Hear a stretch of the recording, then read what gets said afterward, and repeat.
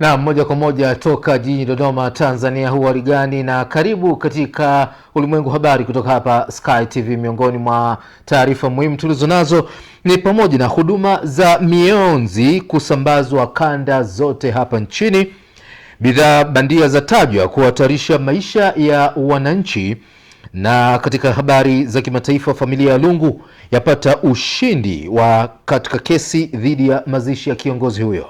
Kwenye michezo, Yanga yaiadhibu Azam FC na kuendelea kujichimbia kileleni mwa ligi kuu.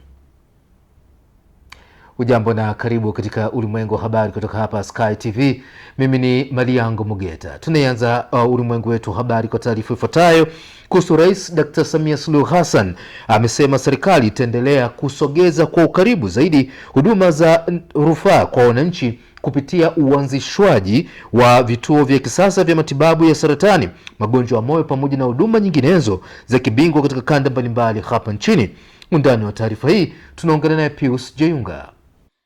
Ametoa kauli hiyo leo Jumatano Juni 24, 2026 kwenye ufunguzi wa kituo cha huduma za magari cha Superdona. Akizungumza mkoani Kilimanjaro katika hafla ya uzinduzi wa jengo la tiba ya mionzi katika hospitali ya rufaa ya kanda ya kaskazini KCMC, Dr. Samia amesema hatua hiyo ni mwendelezo wa jitihada za serikali kuboresha upatikanaji wa huduma za afya kwa wananchi wote. Tanzania pia tunakabiliwa na changamoto ya ugonjwa wa saratani. Huu si ugonjwa wa mtu au familia moja au kabila fulani au imani fulani. Ni changamoto inayogusa afya ya kila mmoja wetu, lakini pia inaingia kwenye uchumi na ustawi wa jamii na taifa kwa ujumla. Changamoto hii inapomkuta mwananchi haishii kwenye tiba pekee. Huleta hofu kwa familia ya aliyeguswa na changamoto hii, gharama, lakini pia safari ndefu na wakati mwingine kukatisha ndoto za familia. Ukweli huu unatukumbusha kuwa nyuma ya kila mgonjwa kuna familia inayohangaika, kuna Mtanzania mwenye ndoto zisizotimia, na kuna mwananchi anayehitaji kurejeshewa matumaini. Aidha, huku ndiko kutekeleza maagizo ya ilani ya Chama cha Mapinduzi ya mwaka 2025 inayosisitiza kuboresha maisha na ustawi wa Tanzania kwa kusogeza huduma karibu na wananchi. Sasa, kama nilivyosema mapema, huduma hii ya kansa, huduma nyingine zote za afya tunazisogeza karibu na wananchi. Huduma hizi kubwa kama kansa na upasuaji wa moyo au matibabu ya moyo, nayo tumeanza kusogeza kwa wananchi. Tumeanza kupeleka, tulikuwa na kituo kimoja pale Ocean Road, tumepeleka Bugando, na sasa tuko kanda ya kaskazini, tumemaliza, kazi inaendelea. Tunajipanga kusogea kwenye kanda nyingine za Tanzania. Lengo ni kusogeza huduma hizi karibu na wananchi. Kwa upande wake, Waziri wa Afya Mohamed Mchengerwa amesema taasisi za dini zimekuwa washirika wakubwa katika kutoa huduma za afya kwa Watanzania. Serikali imeendelea kuweka mkazo mkubwa katika kuimarisha huduma za matibabu ya saratani nchini kwa kuwekeza katika miundombinu, vifaa tiba vya kisasa na wataalamu wa afya. Kupitia uwekezaji huu, wananchi wataweza kupata huduma za uchunguzi wa matibabu ya saratani kwa wakati, kwa ubora na kwa viwango vinavyostahili.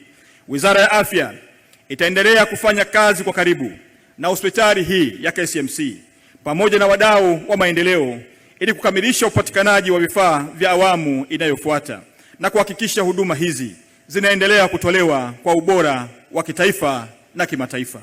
Mheshimiwa Rais, napenda kwa namna ya kipekee kutambua mchango mkubwa wa taasisi za dini katika sekta ya afya nchini. Kwa miaka mingi, taasisi za dini zimekuwa washirika wa kweli wa serikali katika kutoa huduma za afya kwa Watanzania mijini na vijijini. Rais Samia amesisitiza kuwa mpango wa kuanzisha vituo zaidi vya mionzi na huduma nyingine za kibingwa unaendelea kutekelezwa katika kanda zote kwa lengo la kuhakikisha wananchi wananufaika na huduma bora karibu na makazi yao. Pius Jayunga, Sky TV. Naam, taarifa ifuatayo inahusisha biashara ya bidhaa bandia ambapo serikali imeeleza kwamba itaendelea kupambana na bidhaa hizo bandia kwa kuwa zinakwamisha ukuaji wa viwanda, sekta binafsi pamoja na kuhatarisha maisha ya wananchi. Hayo yamesemwa na Waziri Mkuu wa Jamhuri ya Muungano wa Tanzania, Dr. Mwigulu Nchemba. Hii ni taarifa zaidi. Ametoa kauli hiyo leo Jumatano Juni 24, 2026 kwenye ufunguzi wa kituo cha huduma za magari cha Superdor na chuo cha mafunzo ya usafiri na usalama barabarani kilichopo jijini Dodoma. Dr. Mwigulu amesema bidhaa bandia zinakwamisha jitihada za ujenzi wa viwanda na kukuza sekta binafsi, na pia zimekuwa chanzo cha ajali, hasara za kiuchumi, na wakati mwingine zinasababisha vifo na ulemavu wa kudumu kwa wananchi. Hivyo hakuna nafasi ya kuendelea kuvumilia vitendo hivyo. Mungu alivyotuumba hajawa mnyimi, kila mtu kampa kwao, na sisi Tanzania ndio kwetu. Lazima Watanzania washike uchumi, lazima Watanzania waijenge sekta binafsi itakayotengeneza ajira kwa watoto wa Kitanzania. Hiyo ndio njia sahihi ya kupambana na tatizo la ukosefu wa ajira kwa watoto wa Kitanzania. Lazima tukuze sekta binafsi ya nchi yetu ili kuweza kutengeneza ajira kwa watoto wa Kitanzania. Lazima Watanzania washike uchumi wa nchi yao. Lazima Watanzania wanufaike na rasilimali za nchi yao. Nachukizwa na wale wanaotengeneza bidhaa feki. Wanarudisha nyuma jitihada kama hizi za kutengeneza viwanda, za kutengeneza makampuni yanayozalisha bidhaa halisi. Tutaendelea kupambana na watengeneza bidhaa feki na waingizaji wa bidhaa feki ndani ya nchi yetu. Na waheshimiwa mawaziri, kwa sababu mko hapa, hakikisheni yeyote anayepatikana na mchezo wa aina hiyo anachukuliwa hatua kali. Wala msiwe na huruma hata kidogo, kwa sababu wanatuharibia uchumi wetu, wanaharibu jitihada nzuri za serikali. Lakini pia bidhaa feki zina gharama ya maisha na zina gharama ya uharibifu ndani ya uchumi. Kwa hiyo wahakikishie tutaendelea kuchukua hatua kali kwa hawa wanaofanya michezo ya aina hii.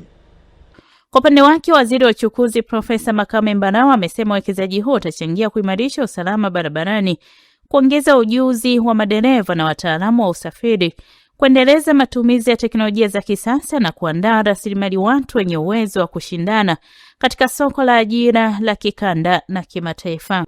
Kinachofanyika uwekezaji huu ambao umeuzindua muda mfupi uliopita kuwa kipekee si majengo peke yake, bali ni uwekezaji wake katika maarifa, teknolojia, ubunifu na maendeleo ya watu.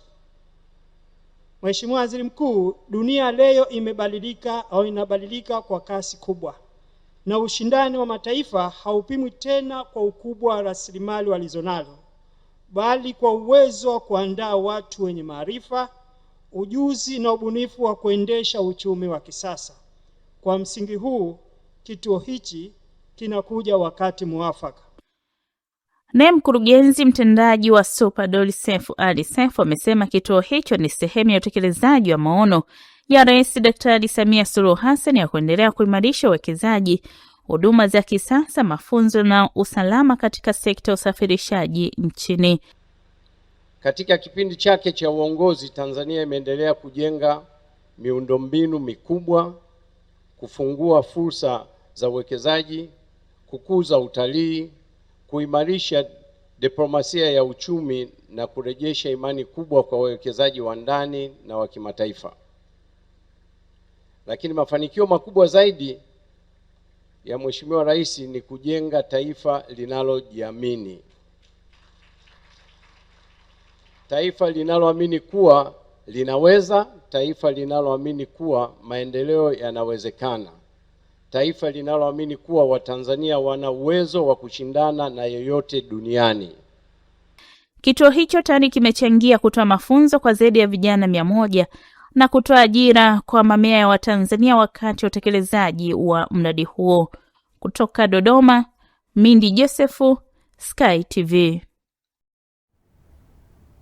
Na bado natazama ulimwengu habari kutoka hapa Sky TV. Taarifa ifuatayo ni kuhusu kuelekea kufanyika kwa maadhimisho ya miaka 30 toka kuanzishwa kwa mamlaka mapato nchini Tanzania mnamo Julai mosi mwaka 1996. Sasa wanaeleza zaidi kuhusu mafanikio pamoja na ukusanyaji wa mapato kuzidi kuimarika.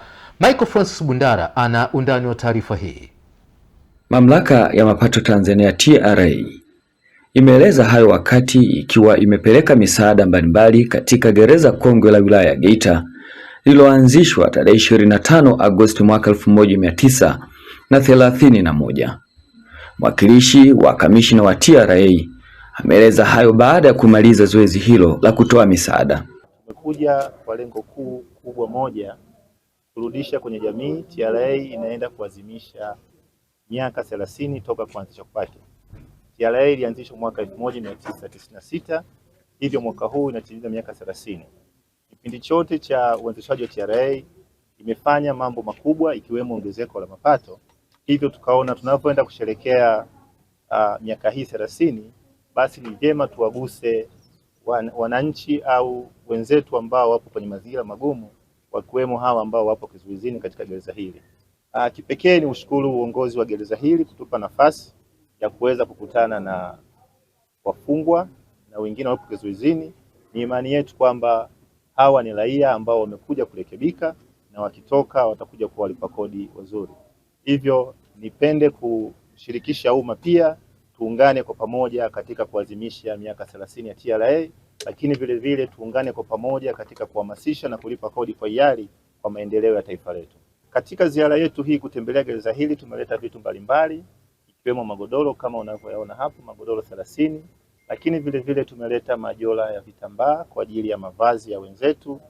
Tumeleta sabuni za kufulia, sabuni za unga, mafuta na miswaki.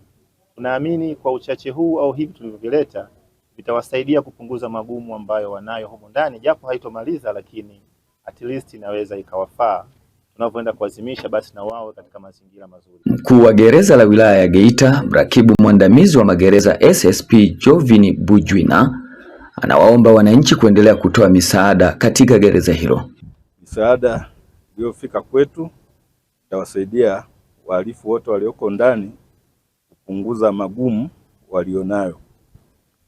Niendelee kusisitiza umma wakijali wa kupata nafasi kama hizi waweze kuwakumbuka wenzao walioko vizuizini. TRA wamefanya hili jambo kwa sababu wanatambua kwamba baadhi waliomo ndani ni walipa kodi wazuri, kwa hiyo wamerejesha kwa jamii.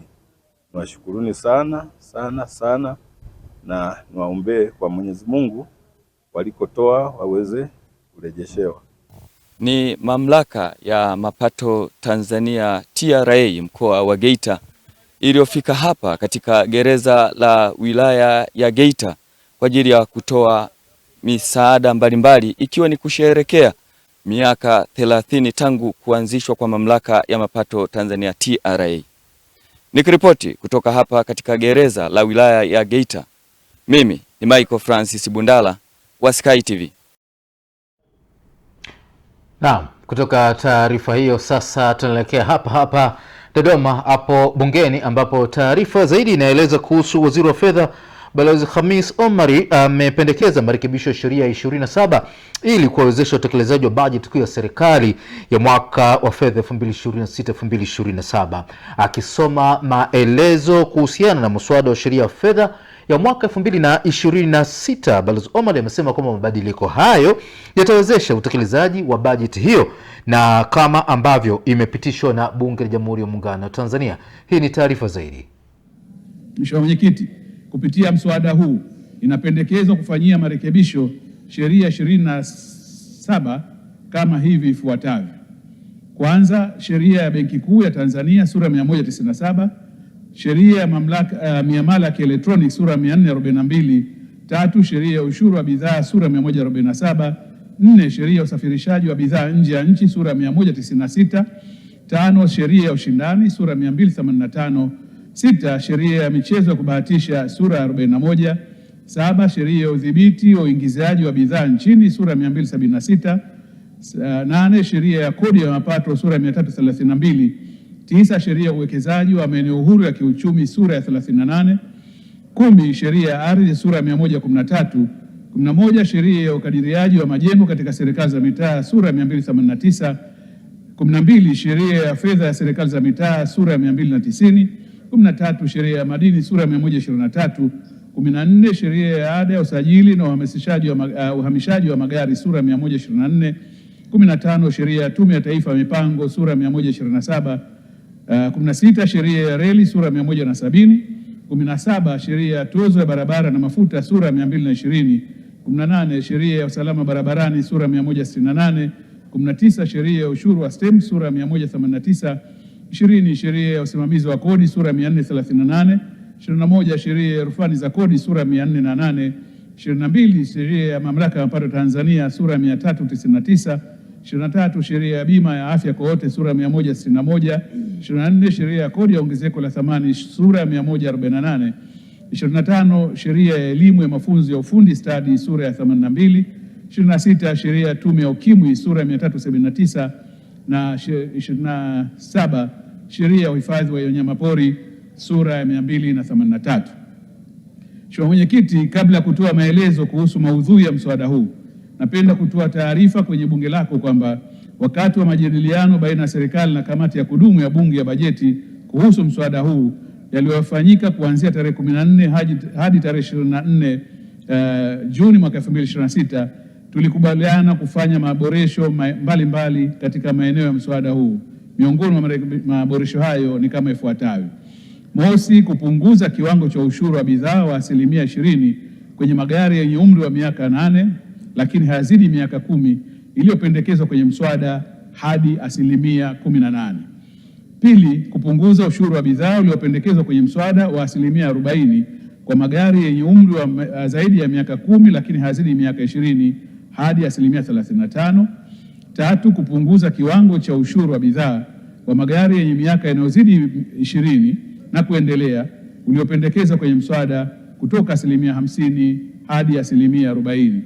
4, kuondoa pendekezo la kutoza ushuru wa bidhaa kwa kiwango cha 5% kwenye thamani ya dau la michezo ya kubahatisha kama ilivyokuwa inapendekezwa kwenye ibara ya 9 mswada. Badala yake inapendekezwa kuongeza kiwango cha ushuru huo kwenye mapato ya ushindi kutoka 12% ya sasa hadi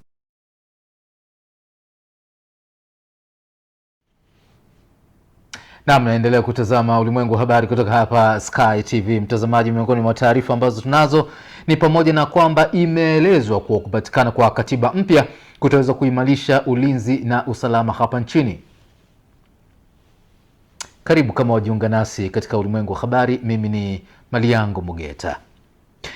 Chama kikuu cha upinzani cha Demokrasia na Maendeleo Chadema kimewaomba wananchi kuunga mkono juhudi za kupatikana kwa katiba mpya na kueleza kuwa hatua hiyo itasaidia kuimarisha mifumo ya ulinzi na usalama na kuchangia kwa kiasi kikubwa kukomesha vitendo vya ukatili ambao unaendelea hapa nchini. Tupate undani wa taarifa hii na mwanahabari wetu Upendo Kibetile. Akizungumza wakati wa mkutano wa hadhara uliofanyika Mbeya mjini, makamu mwenyekiti wa Chama cha Demokrasia na Maendeleo John Heche amesema katika kupunguza masuala ya uhalifu ni muhimu kufanya mchakato wa kubadilisha katiba. Kwa mujibu wa sheria ya nchi hii, taasisi zilizopewa mamlaka kisheria kufanya masuala ya uchunguzi wa uhalifu ni taasisi inaitwa Usalama wa Taifa. Unaelewana vizuri? Watu wako trained, wamefundishwa namna ya kitu kuwa uhalifu, namna ya kuchunguza na namna ya kufuatilia. Wengine ni polisi, wamefundishwa. Sasa Bwana Patrobas Katambi, unamwambia raia wa Mwanjera ambaye hajui hata uhalifu maana yake nini, akuletee taarifa, umlipe fedha, na tunajua watu wana njaa, wana shida, mmewasababishia matatizo. Hivi mtu akinyang'anywa mke na mwingine, si atapeleka kwamba huyu ni jambazi, mumkamate mumdhuru? Si ni kuchongeana huko? Hawa watu ni watu hatari, na matatizo yote haya yanasababishwa na kukosekana kwa katiba mpya. Kwa ndugu zangu, watu wa Mbeya, tumekuja kwenu kuwaomba tunge mkono kwenye mapambano ya kudai katiba ili tubadilishe nchi hii, tuanze upya. Katika hatua nyingine, John Heche ametangaza azma ya chama hicho kufanya maandamano kama serikali haitamwachia huru mwenyekiti wa chama hicho Tundu Lissu. Tunataka wamwachie Tundu Lissu. Tunatafanya mikutano hii, tunazunguka nchi nzima. Leo tuko Mbeya, kesho tutakuwa Tunduma. Wasipotusikiliza, wasipofanya nini, utaitisha maandamano nchi nzima. Hakuna mtoto atakaa ndani. Wana OCD watakuwa naandamana hapa, watakuwa naandamana Mwanjera, watakuwa naandamana Tandahimba, sijui mtajigawa vipi nyinyi. Unaelewana vizuri? Nikiripoti kutoka mkoani Mbeya, Upendo Kibetile, Sky TV. Naam, kutoka jijini Mbeya. Na sasa tunaelekea katika mkoa wa Songwe ambapo wanawake na vijana katika wilaya ya Ileje mkoani Songwe wametakiwa kuhakikisha kuwa wanatumia vyema mikopo wanayoipata kutoka katika halmashauri ili kuweza kuinua kiuchumi na kuweza kukuza zaidi fursa mbalimbali za kibiashara. John Kiango ana taarifa ifuatayo. Hayo yamesemwa na mkuu wa mkoa wa Songwe Mheshimiwa Jabir Makame wakati wa jukwaa maalum la kujadili fursa mbalimbali lililoandaliwa wilayani humo na kuwakutanisha wananchi kutoka maeneo mbalimbali ya wilaya hiyo. Lakini mikopo hii ambayo leo tunaenda kuikabidhi ni sehemu ya mikopo mingi ambayo imeshatolewa tayari. Takriban katika kipindi cha miaka kama miwili zaidi ya bilioni 1.8 hivi. Lakini kwa mwaka huu peke yake zaidi ya milioni kama 900 hivi na 70 huko imefanya nini? Tayari zimetolewa. Hizo fedha ziko mikononi mwenu nyinyi. Zimetolewa ikiwa ni maelekezo ya rais wetu katika kuhakikisha kwamba tunawezesha kiuchumi. Fedha hizo ambazo mnapatiwa, bila shaka mmepatiwa mafunzo, mmejengewa uwezo, na kila mmoja aliyekopa manake ana malengo yake kwa nini amekopa hizo fedha. Mimi niwaombe, twendeni tukazitumie fedha hizo kwa malengo tulio ya kusudia ya kujikwamua kiuchumi. Ili uweze kufika huko, unafuata mbinu za kibiashara ambazo walimu wetu wamefanya nini? Wamewafundisha. Hamna njia nyingine, ni kufuata mbinu ambazo mmefanya nini?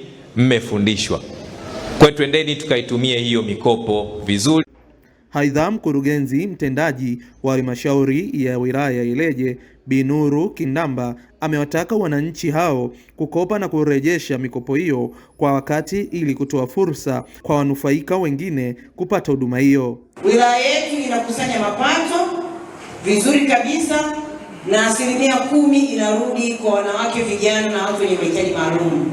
Tutumie fursa hii vizuri kukopa, lakini pia kurudisha kwa wakati ili wengine waweze kukopa, waweze kunufaika na kuinuka kiuchumi kutoka kwenye hali moja kwenda kwenye hali nzuri zaidi. Kutokana na mpaka huu kuna fursa kubwa ya kibiashara hususan katika eneo la Isongole. Kwa hiyo ni fursa kwa wenyeji wa Ileje pamoja na wageni kuchangamkia fursa zipatikanazo na mwingiliano wa Watanzania pamoja na ndugu zetu wa Malawi. Lakini pia fursa nyingine ni uwepo wa miundombinu ambayo inajengwa na serikali ikiwemo barabara ambayo inarahisisha usafiri na usafirishaji. Hapo zamani ilikuwa ni changamoto kutoka Ileje kufika Tunduma, ilikuwa inachukua muda mrefu, lakini kwa sasa dakika chache umeshafika Tunduma, umeshafika Mbeya. Kutokana na fursa hiyo miundombinu ya barabara, basi unaweza kufanya biashara yoyote, hata bidhaa ambazo zinaharibika zinaweza kufika kwa wakati. Iwe biashara ya nyanya, iwe mboga zinafika mahali popote kwa urahisi. Nikiripoti kutoka mkoani Songwe, mimi John Kiango, Sky TV. Naam, tamati ya ulimwengu habari katika upande wa habari za biashara na mapumziko yafuatayo, mtazamaji, basi tutupeleka moja kwa moja kuweza kupata mkusanyiko wa habari za biashara pamoja na uchumi.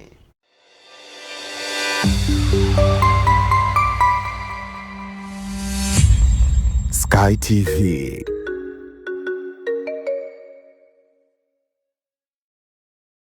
Habari, jina langu ni Sarah kutoka ZIC. Kazi yangu ni kukuongoza katika kufanya maamuzi sahihi ya kujikinga wewe na mali yako dhidi ya majanga yasiyotarajiwa kwa kupata bima kutoka ZIC. Je, unaifahamu ZIC? ZIC ni shirika la bima lililoanzishwa mwaka 1969 kutoa huduma za bima kwa wananchi, taasisi za umma na binafsi kwa lengo la kulinda uchumi wa watu binafsi na nchi yetu kwa ujumla. Lengo letu ni kuwa kampuni ya bima inayoaminika na wateja na kutambulika kote Afrika Mashariki. Dhamira yetu ni kulinda na kuwawezesha wateja wetu kwa kuwapa huduma bora na za kuaminika. Baada ya utangulizi wangu, je, ungependa kujua kuhusu huduma zetu? ZIC tunatoa huduma za bima za mali na ajali, na kati ya hizi ni bima ya magari, bima ya wizi, bima ya moto, bima ya mizigo. Je, unazijua branchi zetu? Kuhakikisha tunawafikia wateja wetu nchi nzima, tunatoa huduma zetu kupitia ofisi zetu kuu zilizopo mtaa wa Mpirani pamoja na matawi yetu yafuatayo: Amani, Marubi, Chake Chake, Dar es Salaam, Dodoma, Mwanza, Kahama, Arusha, Tanga, Mbeya na Mtwara. Unajua ni njia gani tunazotumia kuwapa wateja wetu huduma? Tunatoa huduma kupitia ofisi zetu, kupitia mawakala na madalali wa bima waliosajiliwa na Mamlaka ya Bima Tanzania, kupitia mawakala wa Bank Assurance na pia kupitia mitandao ya simu kupitia Voda Bima na Mix by Yas. Karibu ufurahie huduma zetu kwa masaa 24. Tunakujali.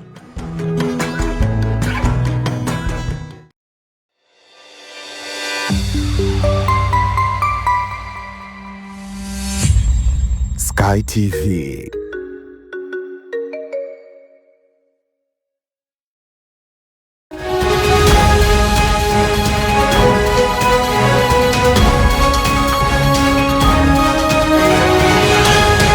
Biashara na uchumi. Fremu mbili za biashara zimeteketea kwa moto uliozuka katika mitaa Mchikichi na Manyema, eneo la Kariakoo jijini Dar es Salaam leo Juni 24, 2026. Kwa mujibu wa taarifa za awali, moto huo unadaiwa kusababishwa na hitilafu ya umeme iliyochangia kusambaa kwa haraka katika fremu za biashara zilizokuwa jirani. Jeshi la zimamoto na uokoaji limefanikiwa kudhibiti na kuuzima moto huo, huku tathmini ya hasara iliyotokana na tukio hilo ikiendelea kufanyika. Na baada ya hali kurejea kuwa shwari, wafanyabiashara katika eneo hilo wameanza kufungua maduka yao na kuendelea na shughuli za kawaida.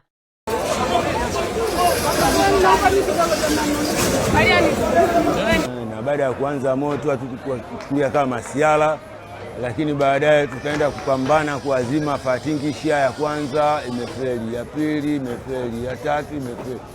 Mwisho wa picha mimi nikasema bwana hapa hakuna chochote zaidi ya kuwafanyaje, wapigieni fire haraka ili wawai waje kuzima huu moto.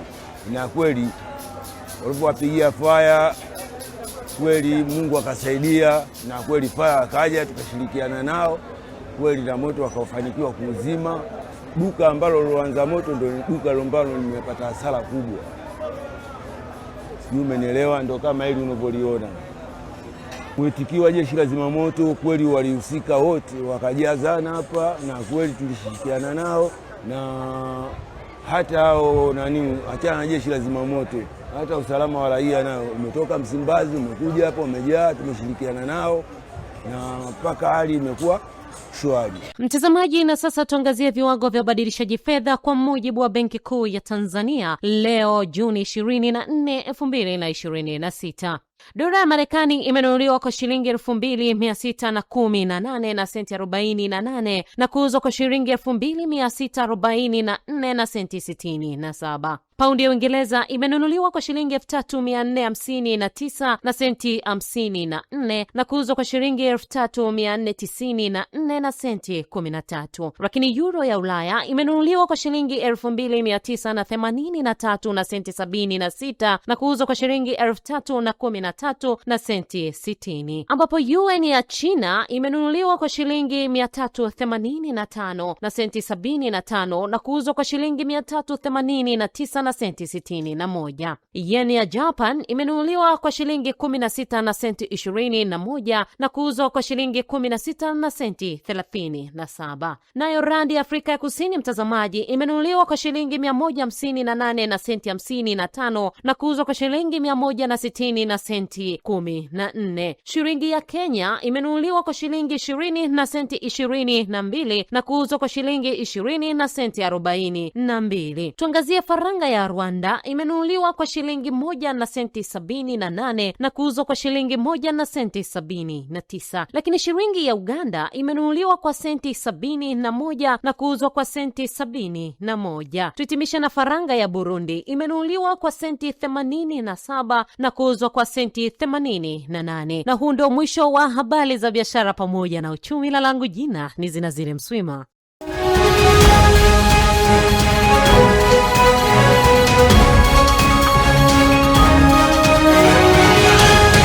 Biashara na uchumi. Na mara baada ya kukamilisha katika biashara na uchumi, na sasa ni moja kwa moja kupata undani wa taarifa za kimataifa kutoka hapa Sky TV. Endelea kubaki na sisi.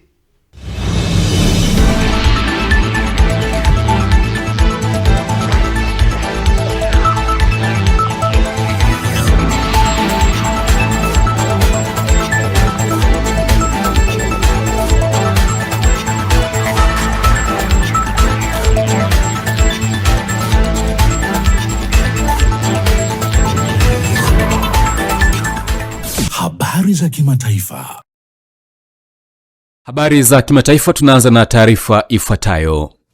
Mahakama ya rufaa nchini Afrika Kusini imeamua kwamba rais wa zamani wa Zambia Edgar Lungu anaweza kuzikwa nchini Afrika Kusini na hivyo kuipa familia yake ushindi. Katika uamuzi wake, jopo la majaji 5 wa mahakama hiyo ya Afrika Kusini limesema familia ina haki ya kuamua kuhusu mazishi ya mpendwa wao, na haki hiyo ni sehemu ya maisha ya faragha ya familia. Serikali ya Zambia imesema ingawa haikubaliani na hukumu hiyo, haitachukua hatua zaidi za kisheria. Kupitia taarifa, Wizara ya Sheria ya Zambia imesema swala hilo sasa ni la kibinafsi kwa familia ya Lungu kuendelea na mipango yao ya mazishi nchini Afrika Kusini. Familia ya Lungu imekataa mipango ya mazishi ambayo ingemhusisha rais wa sasa wa Zambia Hakainde Hichilema, ambaye ushindi wake wa kisiasa na Lungu uliitawala siasa za Zambia kwa miaka mingi. Uamuzi huo ni hatua ya hivi karibuni zaidi kwenye mzozo mkali ambao umesababisha kutozikwa kwa Lungu kwa zaidi ya mwaka mmoja tangu alipofariki dunia Afrika Kusini akiwa na umri wa miaka 68. Kwingineko, mashambulizi ya RSF nchini Sudani dhidi ya mji wa kimkakati wa El Beidi huko Kordofan kaskazini yamezua wasiwasi mkubwa wa kimataifa kwamba duru nyingine ya vurugu kubwa dhidi ya raia inaweza kuwa inapangwa.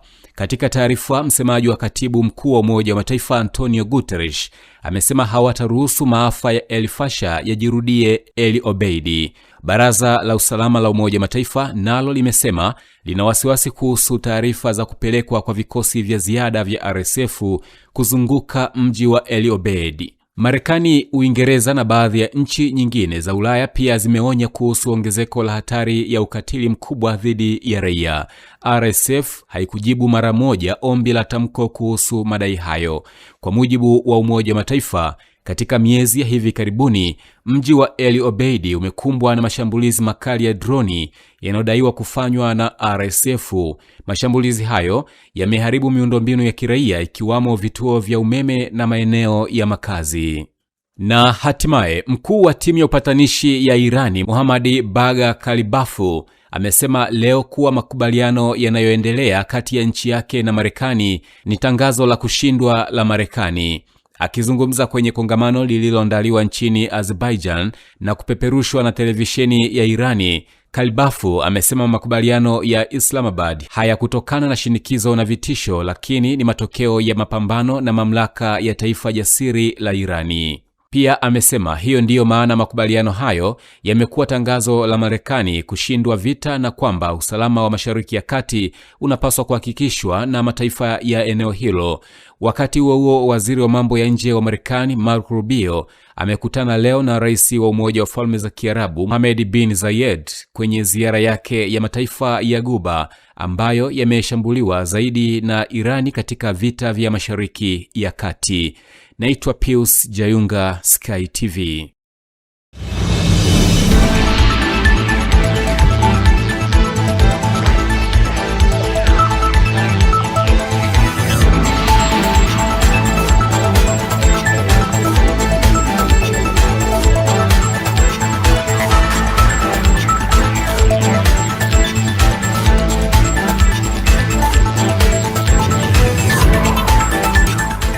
Habari za kimataifa.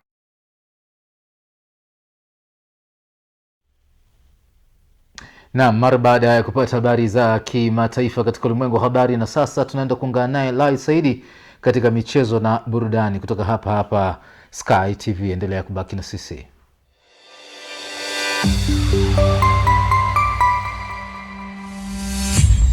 Sky TV. Habari, jina langu ni Sarah kutoka ya ZIC. Kazi yangu ni kukuongoza katika kufanya maamuzi sahihi ya kujikinga wewe na mali yako dhidi ya majanga yasiyotarajiwa kwa kupata bima kutoka ZIC. Je, unaifahamu ZIC? ZIC ni shirika la bima lililoanzishwa mwaka 1969 kutoa huduma za bima kwa wananchi, taasisi za umma na binafsi kwa lengo la kulinda uchumi wa watu binafsi na nchi yetu kwa ujumla. Lengo letu ni kuwa kampuni ya bima inayoaminika na wateja na kutambulika kote Afrika Mashariki. Dhamira yetu ni kulinda na kuwawezesha wateja wetu kwa kuwapa huduma bora na za kuaminika. Baada ya utangulizi wangu, je, ungependa kujua kuhusu huduma zetu? ZIC tunatoa huduma za bima za mali na ajali, na kati ya hizi ni bima ya magari, bima ya wizi, bima ya moto, bima ya mizigo. Je, unazijua branchi zetu? Kuhakikisha tunawafikia wateja wetu nchi nzima, tunatoa huduma zetu kupitia ofisi zetu kuu zilizopo mtaa wa Mpirani pamoja na matawi yetu yafuatayo: Amani, Marhubi, Chake Chake, Dar es Salaam, Dodoma, Mwanza, Kahama, Arusha, Tanga, Mbeya na Mtwara. Unajua ni njia gani tunazotumia kuwapa wateja wetu huduma? Tunatoa huduma kupitia ofisi zetu, kupitia mawakala na madalali wa bima waliosajiliwa na Mamlaka ya Bima Tanzania, kupitia mawakala wa Bank Assurance na pia kupitia mitandao ya simu kupitia Voda Bima na Mix by Yas. Karibu ufurahie huduma zetu kwa masaa 24. Tunakujali.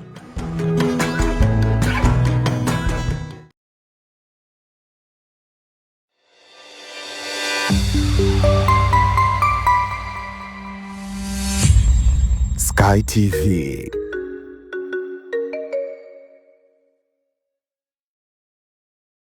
Michezo na burudani inaletwa kwenu na ZIC.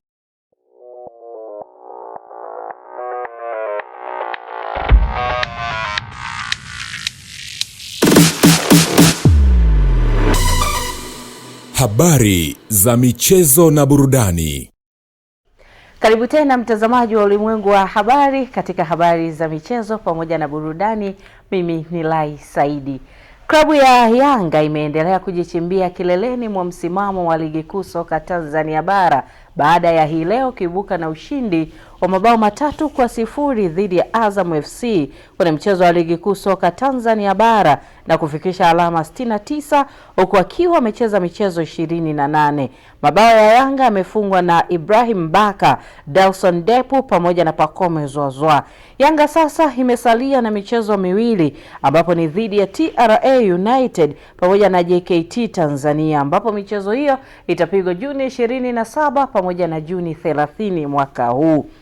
Wakati huo kikosi cha wekundu wa Msimbazi Simba nao wameibuka na ushindi wa mabao 3-0 dhidi ya Mtibwa Sugar, mchezo ambao umechezwa katika uwanja wa Jamhuri mkoani Morogoro, huku mabao ya mnyama yakifungwa na mlinzi Lushain Delak aliyefunga kwa mkwaju wa penati, Selemani Mwalimu pamoja na Anisete Oura. Simba sasa wenyewe wamefikisha alama 67 katika michezo 28, huku naye pia akisalia na michezo miwili ya ligi kuu dhidi ya Singida Black Stars pamoja na KMC ambao tayari wameshashuka daraja. Mtazamaji, leo ilikuwa ni michezo 8 ya ligi kuu soka Tanzania bara ikipigwa viwanja tofauti, ambapo michezo mingine tulishuhudia Mtibwa Sugar kama nilivyokujuza alipoteza kwa mabao 3-0 dhidi ya wekundu wa Msimbazi Simba, wakati Singida Black Stars wakipata ushindi wa mabao 3-1 dhidi ya Wajelajela Tanzania Prison, wakati pia TRA United akiwa nyumbani pale Sheikh Amri Abeid amekubali kulazimishwa sare ya kufungana bao 1-1 dhidi ya Wanamangushi Coastal Union, wakati pia Pamba Jiji leo akiwa pale nyumbani CCM Kirumba amekubali kichapo cha bao 2-0 kutoka kwa Mbeya City, wakati mchezo mwingine ni Fountain Gate FC yeye pia amechapwa bao 1-0 dhidi ya kikosi cha Mashujaa, wakati mchezo mwingine ilikuwa ni pale KMC Complex ambapo KMC amekubali kuchapwa bao 3-2 dhidi ya Wauaji wa Kusini na Mungo, huku Ngoi wa Ngoi leo akifunga hat-trick ikiwa ni mchezaji wa 3 weka hat-trick katika ligi kuu soka Tanzania bara. Wakati hapa Dodoma tulishuhudia mchezo kati ya Dodoma Jiji ambao waliwakaribisha Mafande JKT Tanzania. Mchezo huo umetamatika kwa sare ya bila kufungana. Sasa tukigeukia taarifa nyingine ni kuhusiana na uongozi wa klabu ya Yanga kupitia kwa mwenyekiti wa kamati ya uchaguzi wa klabu hiyo Malangwe Ali Mchungahela leo ametangaza tarehe 2 ya mwezi Agosti kuwa ndio tarehe rasmi ya uchaguzi mkuu wa klabu hiyo. Mwenyekiti huyo amesema kuwa fomu za kugombea uongozi ndani ya Yanga zitaanza kutolewa kuanzia kesho Alhamisi ambapo ni Juni 25 hadi Juni 29, lakini pia kuchukua fomu na kurudisha fomu ni ndani ya siku 5. Huku pia fomu ikiwa ni shilingi 200,000 kwa nafasi ya rais wa klabu, makamu wa rais pia wa klabu, wakati shilingi 100,000 kwa nafasi ya wajumbe wa kamati ya utendaji. Lakini pia nafasi ambazo zitagombaniwa ni rais wa klabu, makamu wa rais pamoja na wajumbe 5. Napenda kuchukua fursa hii sasa kutangaza uchaguzi mkuu wa klabu ya Yanga. Mchakato wa uchaguzi wa klabu ya Yanga utaanza leo kwa kamati ya uchaguzi kutangaza mchakato, na kesho fomu zitaanza kuchukuliwa. Nafasi zitakazogombewa ni ya rais, makamu wa rais na wajumbe 5. Sifa za wagombea ziko kwenye ibara ya 26 ya katiba ya Yanga. Kwa hiyo kila mgombea anayetaka kugombea apitie katiba ya Yanga, angalie pale ibara ya 26, lakini pia angalie na kanuni za uchaguzi za wanachama wa TFF ibara ya 9. Kuna sifa pale zote zimeainishwa. Kwa hiyo aangalie, ajipime, akiona anatosha aje achukue fomu. Fomu ya rais itatolewa kwa shilingi 200,000, rais na makamu wa rais kwa shilingi 200,000. Wajumbe wa mkutano mkuu wajumbe wa kamati ya utendaji fomu ni shilingi 100,000. Utalipa pesa kwenye akaunti ya Yanga ambayo itatolewa kwenye matangazo huko, alafu unachukua fomu, unarudisha na deposit slip. Sasa mchakato wenyewe ni kama ufuatao. Kalenda ya uchaguzi. Leo tarehe 24 mwezi wa 6 mwaka 2026 ndio tunatangaza mchakato kuanza. Tarehe 25 mwezi wa 6 mpaka tarehe 29 mwezi wa 6 mwaka 2026 kuchukua na kurudisha fomu za kuomba uongozi. Tarehe 25 mwezi wa 7 mpaka tarehe 1 mwezi wa 8 ni kipindi cha kampeni kwa wagombea. Tarehe 2 mwezi wa 8 mwaka 2026 ndio siku ya uchaguzi mkuu wa klabu ya Young Africans. Nayo ligi ya mpira wa kikapu mkoa wa Dar es Salaam imeendelea kushika kasi na mchezo wa mwisho kuchezwa iliwakutanisha Dar City dhidi ya UDSM Outsiders na Dar City kuendeleza ubabe wake baada ya kushinda michezo mitano bila kupoteza toka watolewe kwenye michuano ya Basketball Africa League. Kocha wa mabingwa hao watetezi wa ligi ya kikapu mkoa wa Dar es Salaam Mohamed Mbwana amesema kuwa haoni wa kuwazuia katika ligi hiyo kutokana na kufanya vizuri katika michezo hiyo mitano ya msimu huu na kutoa siri ya mafanikio ya timu hiyo. Basketball ni mchezo wa adjustments. Naamini hivi ambavyo tunashinda, basi kuna watu ambao nao wanafanya homework yao kuangalia jinsi gani watatuzuia, lakini kwetu sisi nadhani ni kuendeleza ile mikakati ambayo tumeiweka kwenye season hii, kuhakikisha kwamba kila game ambayo tunakutana nayo basi tunahakikisha kwamba tunaondoka na ushindi, lakini tunasimamia ile misingi ambayo tumeiweka kama timu. Kwa siwezi kusema kwamba ni timu gani, lakini naamini kabisa kwamba tutarudi kwenye viwanja vya mazoezi kuangalia kwamba kama tutatokea situation yoyote ya adjustment, basi sisi tutakuwa tuko tayari kujibu hayo maswali. Ndio nakwambia kama kila game ni strategize inatokea. Game ukiangalia game 3 zilizopita tuli-emphasize sana kwenye defense. Ukiangalia hata kwenye score zetu zilikuwa tumeweka malengo kwamba team isitufunge zaidi ya point kadhaa. Kwa ukiangalia katika mechi zetu 3 tukufungwa chini zaidi ya point 60.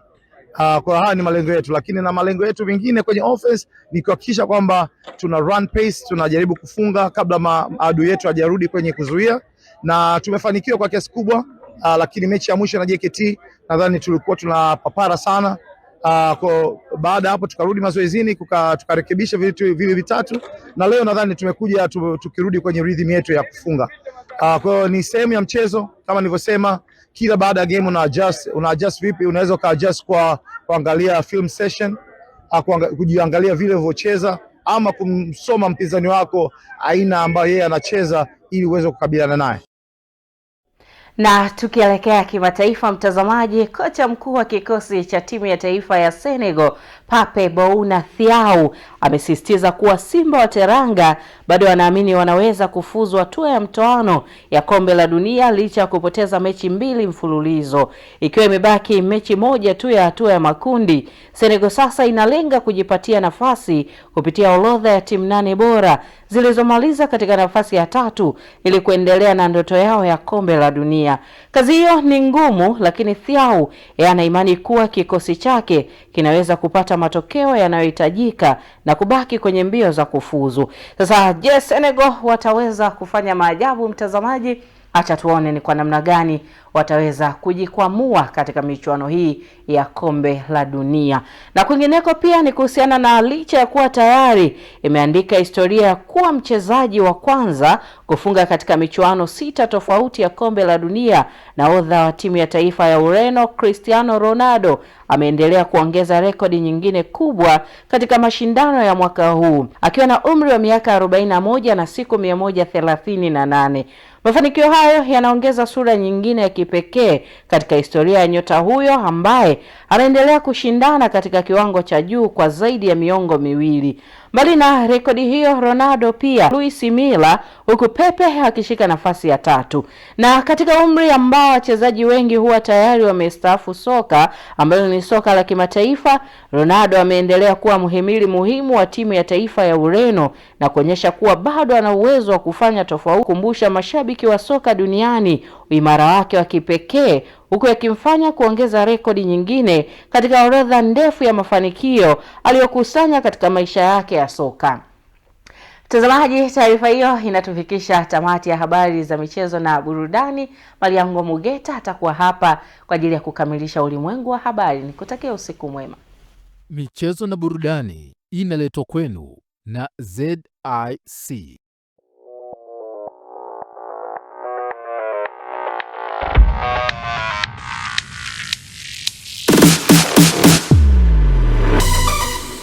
Habari za michezo na burudani. Habari, jina langu ni Sarah kutoka ya ZIC. Kazi yangu ni kukuongoza katika kufanya maamuzi sahihi ya kujikinga wewe na mali yako dhidi ya majanga yasiyotarajiwa kwa kupata bima kutoka ZIC. Je, unaifahamu ZIC?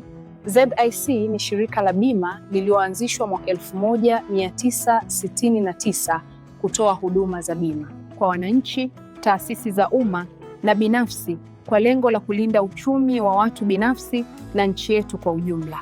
Lengo letu ni kuwa kampuni ya bima inayoaminika na wateja na kutambulika kote Afrika Mashariki. Dhamira yetu ni kulinda na kuwawezesha wateja wetu kwa kuwapa huduma bora na za kuaminika. Baada ya utangulizi wangu, je, ungependa kujua kuhusu huduma zetu? ZIC tunatoa huduma za bima za mali na ajali, na kati ya hizi ni bima ya magari, bima ya wizi, bima ya moto, bima ya mizigo. Je, unazijua branchi zetu? Kuhakikisha tunawafikia wateja wetu nchi nzima, tunatoa huduma zetu kupitia ofisi zetu kuu zilizopo mtaa wa Mpirani pamoja na matawi yetu yafuatayo: Amani, Marubi, Chake Chake, Dar es Salaam, Dodoma, Mwanza, Kahama, Arusha, Tanga, Mbeya na Mtwara. Unajua ni njia gani tunazotumia kuwapa wateja wetu huduma? Tunatoa huduma kupitia ofisi zetu, kupitia mawakala na madalali wa bima waliosajiliwa na Mamlaka ya Bima Tanzania, kupitia mawakala wa Bank Assurance na pia kupitia mitandao ya simu kupitia Voda Bima na Mix by Yas. Karibu ufurahie huduma zetu kwa masaa 24. Tunakujali.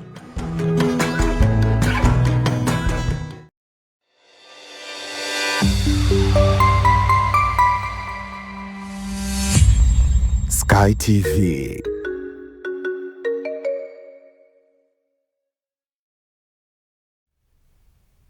Na mara baada ya kutoka katika michezo na burudani, sasa ni wakati wa kupata utabiri wa hali ya hewa kwa saa 24 zijazo kutoka Mamlaka ya Hali ya Hewa nchini Tanzania TMA kuanzia muda huu.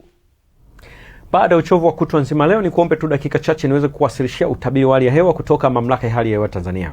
Kwa usiku wa leo tukitarajia hali ya ukavu jitokeze katika maeneo mengi ya nchi, huku zaidi baridi likionekana kuwa kubwa kulinganisha na maeneo mengine katika maeneo ya magharibi kuelekea sehemu za nyanda za juu kusini magharibi. Na kiwango cha chini zaidi cha joto kwa usiku wa leo kinatarajiwa kufikia nyuzi joto 8 katika mkoa wa Mbeya pamoja na Njombe, ikiwa ni kiwango cha chini kulinganisha na maeneo mengine ya nchi.